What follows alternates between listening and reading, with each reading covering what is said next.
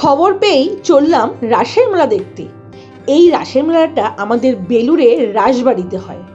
আর আপনারা যারা এখনো পর্যন্ত যাননি তারা অতি অবশ্যই কিন্তু যাবেন। আর এই মেলা চলবে হচ্ছে 2 ডিসেম্বর অবধি। তাহলে এখন তো অনেক টাইম আছে। চলুন ভেতরে ঢুকে রাধা মাধবের কাছে আগে প্রণামটা সেরে নিই। কি সুন্দর দেখতে। আচ্ছা, এই রাধা মাধব কিন্তু মাটি, আর যেটা অষ্টধাতুর আছে সেটা পরে দেখাচ্ছি। তার আগে একটুখানি স্টাইল করে নিচ্ছি আপনাদের কাছে। আপনারা একটু কমেন্ট করে বলবেন তো কেমন লাগছে দেখতে। আর এই হচ্ছে সেই রাধা মাধব যেটা অষ্টধাতুর তৈরি আছে।